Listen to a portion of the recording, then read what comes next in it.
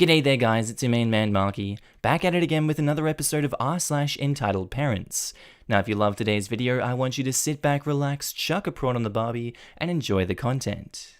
Posted by user Blue Light Bookworm, titled, Entitled Mother Doesn't Like Where I Parked My Ambulance Whilst We Were Saving a Life, so crashed her own car. Hello. I thought I would tell another tale from the weird and wonderful world of a UK ambulance service. Sorry guys, this is a long one. I work for an emergency ambulance service and have done for many years. This happened about 4 years ago. My crewmate and I were sent to call down to our local computer/sat-nav at about 2 PM, one very warm and sunny shift. We were given just an address at first, and that it was the highest category of calls, which means we had 8 minutes to get there, but no details on what the call was. This isn't unusual. They get an address first to save precious seconds sending us, then downgrade the job to a lower category, if needs be, once the details have come through. I'm driving whilst one of my favourite crewmates was in the passenger seat, so on go the blue lights and sirens to get through the building traffic. Then, our dispatcher calls us up on the radio. Female mid-50s, CPR in progress. Well damn. We race like hell to get to this poor lady. Every minute counts when doing CPR. The longer it goes on, the more risk of brain damage and less likelihood of getting the patient back. Luckily, we weren't far off and got there very quickly. The lady lived in a very nice house on a well-off street. It was a typical crescent street, half moon-shaped with both ends of the road connecting to the main road. There was a long line of cars parked on one side of the street, meaning that there was only enough room for one car to pass at a time. Thankfully, there was no one driving the other way, and I was able to drive to the lady's house without encountering anyone coming the other way. Score, there was a rapid response car already on the scene. That means we had another set of hands to help, and they will have already taken all the equipment into the house, so we didn't have to. Because of all the parked cars, I was unable to pull the big box van in to allow other drivers to pass, so I just blocked the road. Blue lights were still going, but the sirens had been turned off. No use deafening ourselves whilst we work. We rush into the house and find our lady laid on the floor of her entrance hall, with my manager making sure that her airways was clear whilst the poor lady's daughter was continuing doing CPR. I quickly swap with the daughter and continue doing chest compressions, whilst the other two went about doing all the other little things that need doing at this time. I will spare you all the medical details, but I will say that during chest compressions, a heart is not working and is stopped, and we attempt to restart it, whilst also pumping the blood around the body and to the brain enough that the patient doesn't get brain damage. Unfortunately, CPR has a very low success rate, as other medical conditions usually cause issues as well. That day, however, everything was in our favour, and we got a heart rhythm back. This is not the movies. She didn't suddenly wake up, sit up, thank us, and go on her way. We had sorted the immediate problem, but not what caused the heart to stop. You need some very specialist doctors for that. It was at this point we all heard someone beeping like crazy on their car horn, but we were all busy and ignored the noise. As we had gotten a rhythm, it was now a race to get the lady into the hospital to the doctors before it was lost again. I raced back out to the ambulance to find some Karen in a car in front of my ambulance, just sat there beeping her horn angrily. As soon as she saw me, she opened her window to shout at me, "You need to move that ambulance. I need to pick up my kids from school. Don't you know how to park? You can't just block the road." "Ma'am, this is a medical emergency. I will not move, and I am within my rights to park where I am. But I need to pick my kids up, you fudging expletive, so move." I would like to again point out that this was not a dead-end street.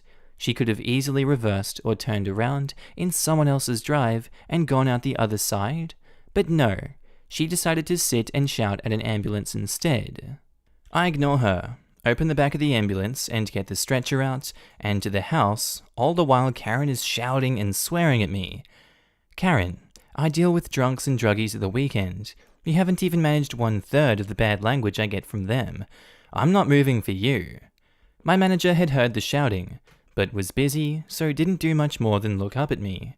I'm not showing signs of worry, so he just shrugs it off. He has been working with me for long enough to know I can handle most things. We quickly lift our patient onto the stretcher just outside her house, but the movement means that her already weak heart stops again. Dang. We start chest compressions again, and as we do so, we hear an almighty bang and the sound of metal scraping on stone. What has Karen done?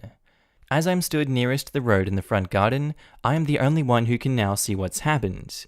I don't know how many people know this, but outside some British homes between the pavement and the road, there is sometimes a patch of grass called a verge. Most people don't want strangers parking their cars on this verge and tearing it up, so go to all sorts of lengths to stop people from driving on it.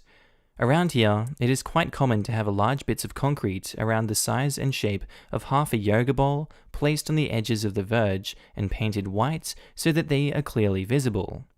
Can you see where this is going? Yep. Instead of doing the sane, sensible thing of turning around or reversing, our dumb Karen has attempted to go around the ambulance by driving onto the grass verge at full speed, hitting one of these yoga balls, and actually going up onto it, beaching her car on the concrete. I could see her sat in the driver's seat, shouting and hitting her steering wheel. My manager doesn't even look up from the patient he is working on and says, "What's going on?" "Oh, nothing, boss. Just some karma at work." I take over the chest compressions as we quickly roll the stretcher to the ambulance.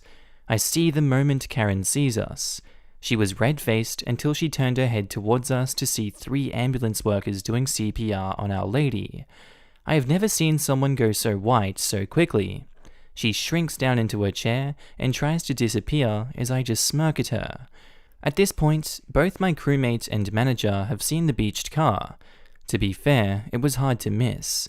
And I heard a quiet, "What the hell?" from my manager. We loaded the patient up, and just before we set off, we got a pulse again. Yay! A very quick run to the hospital, and some excellent work by the doctors, meant that Our Lady was awarded a brilliant prognosis, and was able to leave the hospital not long after.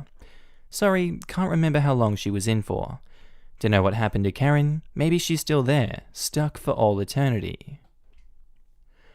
Posted by user Keith the Ghost, titled, "Entitled Aunt Thinks She Gets My Child?" So this happened when I was a teenager, but I still think about it, and when I found this subreddit, I just had to post it.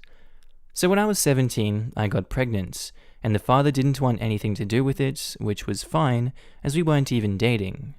I intended on putting the baby up for adoption because I wasn't ready for a child, and I'm sure there is lovely people out there that could love and care and provide for my baby. However, my aunt, who already had 6 children, 5 boys and 1 girl for some crazy reason, automatically believed the child would be hers once I gave birth. She was also a terrible mother, so there's no way my child was going to her. I asked my parents if they'd told her this or anything, and they had no idea. All they had told her is that I was pregnant and was going to give the baby up. I found all this out when I went to hers for my cousin's birthday. She made a comment about how she was going to have to make some room for the baby, and I asked, "Wait, wow, are you pregnant again?" She laughed, and then told me, "No, when you give your baby, silly." At this point, I literally thought she had lost her marbles. I told her, no, I was giving my baby up for adoption. She just laughed once again and said, "Sure, that's what I'm saying now." I continued to clearly tell her, "No, you are not having my child. Like, this isn't some kind of, 'Can I borrow your Barbie doll?' This is literally a human." She just continued telling me I'll change my mind once I meet my baby. I gave up in the end because she would not accept the fact I wouldn't give her my baby.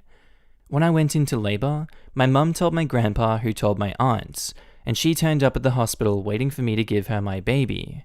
I was ticked and told her to leave. She finally left, and it was the weirdest experience of my life. I'm close to my cousins, and so I have seen her since, but I haven't really properly spoken to her since. My baby girl was stillborn, and it was devastating, and I know my entitled aunt made some comments to my parents behind my back, but to this day I refuse to find out what she said. Posted by user Redline Bidoff, titled, "Your dog is dying, give me it." Backstory. About 2 months ago, my family got a black Labradoodle puppy. She is now 19 weeks old. She was born on Valentine's Day, actually, and doing very well. This happened while I was taking her out on a walk through some local fields. The cast are me, I'll let you decide who that is, entitled mother, the kid who looked around 10ish, shopkeeper, owned a cafe at the top of the hill. So, I'd taken our dog out on a walk in some fields near our house, and there's a path that leads up to a cafe that overlooks the hills nearby. My dog was drinking from a water bowl outside, and I was sitting on a bench browsing on my phone. Enter entitled mother, stage left. Entitled mother and Kay climbed over some steps and came towards the cafe. Now, I need to point out that my puppy is very overly friendly and thinks everyone we meet is a member of the family, and she loves to run up to people we meet to get strokes. I felt her pulling on the lead, so I got up and let her walk over to say hello.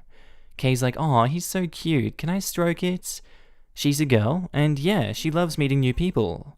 Entitled mother had been looking at the dog with caution, which I didn't think much of, as obviously some people are scared of dogs. My puppy didn't seem to be bothering her much anyway.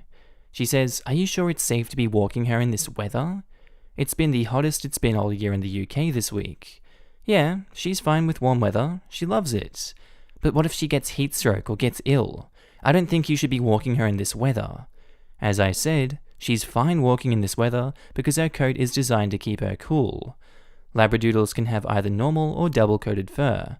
She is double-coated. No, she's not. We have a dog at home and you should never take them out while it's this hot without shaving their coat. But Mum, we don't even have a— Shut up, kid. Kay just shrugged it off and went back to playing with my dog. Look how much she's panting. She's not well. Give me the dog now. She put her hands out so I could give her the lead. What the hell? No. As I've already said, the coat is designed like this so she doesn't overheat. You can't have her. Bullcrap.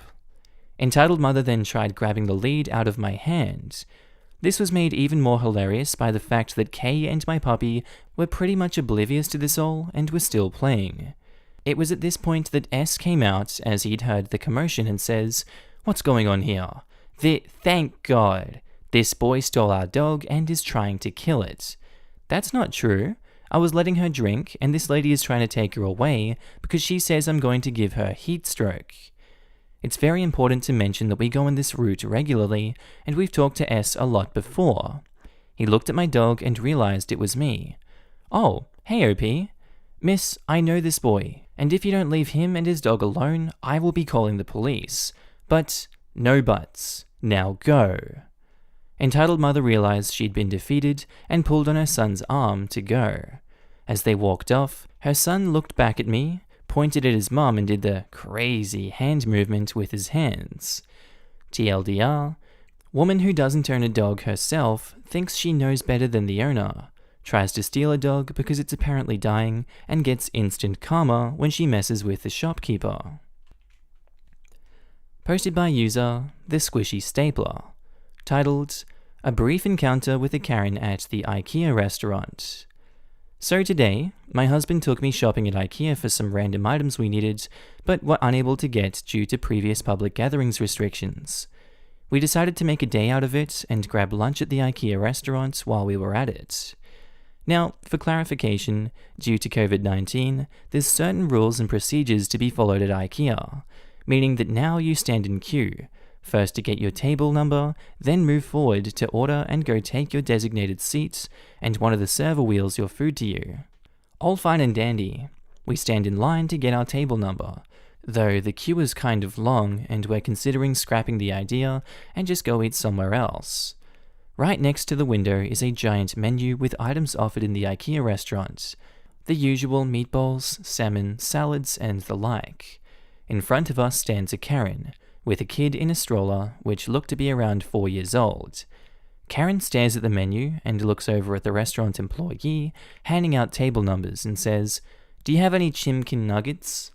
Silence. The employee is staring at her. We're staring at her. God and evolution are arguing in the background about whose fault this brain fart is, given that they are usually not served here at all, and the giant picture menu is quite clear on that subject.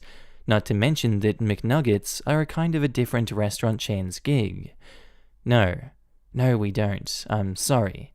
You don't? What kind of a kid-unfriendly restaurant is this? My child doesn't want to eat anything on your menu. Well, I'm sorry, madam. The menu you see to your left is all that is offered. Karen huffs, grabs the table number, and moves forward. The employee glances over at us, gives us a table number, and goes, "Oh, pardon me. Madam is pregnant. You don't wait. Please just step here to the side and follow my colleague. He'll take you to the register so you can order." Karen's head whips around so fast, I thought it might fall off. Her face is a picture of shock at unjust treatment. She glares at my 8-month pregnant belly, then at the employee and screeches, "I have a child as well."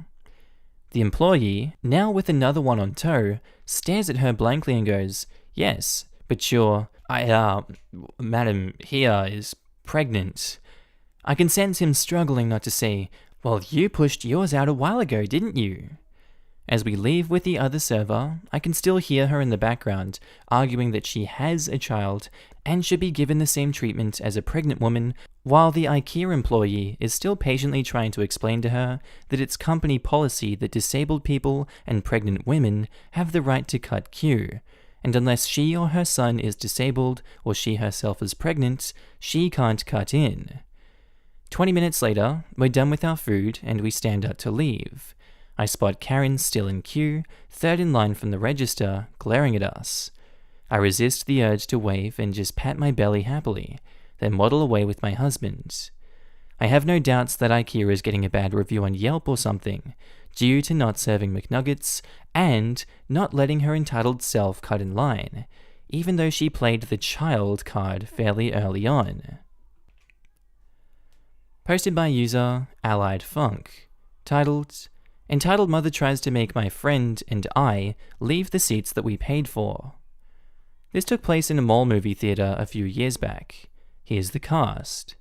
There's me, the teenage wheelchair user, AR is my friend, also a teenage wheelchair user, and U is my friend's nurse, and EM is the entitled mother. AR and myself went to a movie, and we bought tickets for 2 wheelchair seats, the only 2 wheelchair seats that didn't have a regular seat between them. The movie trailers had just started when entitled mother stood in front of us and demanded that we move to another seat so she could park her stroller. We refused, but she kept getting louder. She said that her seat was right behind us and she wanted to keep an eye on the stroller. The theater wasn't full, so I suggested that she move further down where there were open wheelchair spots. This really set her off. She told me that it's rude for a child to talk back to an adult. I told her I was 17, but she didn't believe me. She started yelling at us, going on about how kids like us already get whatever we want out of pity, how we don't know what it's like to spend all day walking around the mall with a little kid, the movie was PG-13 by the way, and how we shouldn't even be out by ourselves anyway. At this point, NU came over and told entitled mother to stop harassing us. NU also pointed out that those spaces were reserved for wheelchairs, not strollers. This sent entitled mother on another tangent, full of racial slurs and mocking NU for working for 2 white brats. NU is a black woman. NU calmly left the theater, and entitled mother kept yelling at us. At one point, entitled mother tried to physically move AR's manual wheelchair. The only reason AR didn't completely flip over is because a man a few rows back saw what was happening and grabbed the back of AR's chair as she was falling forward. NU came back in with the manager of the theater and a security guard who had a brief confrontation with entitled mother before removing her from the theater. The manager ended up giving the 2 of us each a free popcorn and drink as an apology. All that for a movie my dad had already spoiled for me. Oh, that sucks. Posted by user ArcKnight40, titled, "My entitled mum thinks she can tell my sister what to do with her body." Hey guys, I've heard a lot of you want to read more about me protecting my sister's rights from our mother, so here we are. First, you may want a bit of context, but you can skip it if you want. My homophobic, racist, and addicted to alcohol and cigarettes mum used to physically and verbally/emotionally abuse me as a child. But since I'm an adult now, she can't get to me as much as she used to. But she continues to verbally and emotionally hurt my little sister. Her actions toward her family caused my father to divorce her and leave the house. Apparently, my mum mistreated my dad the same way she did and still does to us. I recently started a rebellion against her. I aim to protect my sisters and I rights and freedom as human beings. It happened an hour ago. Before we get started, meet the cast. Me looks like it's me. IB is insensitive Bertha. I have to call my mum. DS equals desperate sister. DS and I were sitting on the couch, minding our own business and having a conversation about the new haircut DS wants to have. Her new haircut is an important part of her gender identity because she wants to come out of the closet as gender non-conforming, the same way I did. I don't use they, them pronouns for DS because she told me she doesn't want to change her pronouns for now. As the conversation goes by, DS shows me a picture of the haircut she wants. I tell her it will undoubtedly look amazing on her because it really will. This is where IB chooses to interact with us. What do you mean getting a haircut? Mum, DS already talked to you about getting a new haircut. Why do you seem so surprised to hear about it? DS says, look what I want to get next August. And she shows her the picture excitedly, a proud smile on her face. IB's face becomes suddenly red and a look of disgust and anger appears in her eyes. Oh no, not that. Absolutely not. You won't be getting that. You should have a longer haircut, but not that. It's too short, look at that. I don't want that for you. DS's smile vanishes. Now she looks sad. So sad. God, I just couldn't stand it. Then she turned to me with that same face. Her deep blue eyes screamed, help me, she's yelling at me now, and I don't know what I did wrong today. I saw myself in her eyes. I was in the same position as her. When I was a minor, IB thought I was her property. I couldn't have an opinion, I couldn't be who I wanted to be because IB thought she owned my body. I remember how depressed I was, how desperate I was in the closet. I had nobody to turn to, but DS does, because DS has me now. A bucket of rage and injustice fell on me like it weighted the world. I forced the bucket into me to stay in me. I kept calm and I reacted. I'm going to use the power I have as an adult to counter IB's own abuse of power. I say, hey, why are you judging a person's choice of haircuts? It's not like it'll be your hair that's going to get chopped, you know. IB is already fuming. She hates it when someone disagrees with her. Well, DS is a minor, and I said she can't have that haircut because it's too short for her. It's not actually her real excuse. She just doesn't want to have another child that doesn't conform to the gender IB chose for DS. LGBTQ phobic, you know? I tell her, I am an adult too, and I say that it's not right to choose what DS has to do with her hair instead of herself. It's her body, not yours. I'm still the adult, and I do what I want for my daughter. The conversation isn't really a conversation at that point. IB is screaming while I'm talking. DS is watching, incredulous. I still can see the look of hurt from the last time she looked at me, but I can tell she wants to try to stand up for herself. I decided to include her in. And you think it's right? If I take your words, I can do what I want to my daughter. Does that mean you'll take advantage of her if you want to? And I'm going to stop you before you respond because I know your answer already. It's no. So, do you think it's okay to treat DS more like an object you own than an actual teenager, your child? IB tries to speak yell, but I can't afford to let her cut me off with her bullcrap, so I continue. About that, have you seen DS's face while she was showing her the picture? She was so proud. She wanted you to see it. She wanted you to support her, and yet you start lecturing DS. You basically tell her she can't think for herself, have a different opinion than you, and on top of that, you tell DS you own her. DS, tell your mum what you think about this situation. DS's voice isn't as strong as mine, but she says, I think it is unfair for me. I think I matter enough as a human to control my body and look the way I want to be. I want to be treated like a future adult and learn to make decisions by myself. And that was the last straw for IB. She storms off, yelling in the process, I'm going for a smoke and a drink. Not gonna lie, I feel so proud of myself for what I did. I think it was the right thing to do, and it was the first DS was able to speak for herself. I'm a proud sibling, guys. And so you should be, OP. That is amazing that you're standing up for her, and I'm glad that you're so powerful and able to be there as a rock in your sibling's life. Although I would recommend calling CPS and having that mother dealt with. Dear Lord, I have no words for her. Anyway guys, that's where I'm going to leave today's episode. I hope you enjoyed it. I hope you have a good day, night, sleep, whatever you're up to. Say hi to Outro Markee for me. Alright guys, that's all for today's video. I hope you enjoyed this one today. Tell me what you thought of it down in the comments below. If you're not subscribed to the channel, I would love you to subscribe because I love your face and I love seeing you here every single day that you are here in this video. I don't know what else to say today, guys. I hope you enjoyed the content. I do have a second channel that's called Markee 2. Link should be up on the screen somewhere here if you don't have adblock installed. If you don't know where to find the channel, you can go to my main page. Just click on the Markee face and it should be on the right, somewhere there, or on channels if you're on phone. Hope you guys have a good one. I'll see you in the next one. Bye.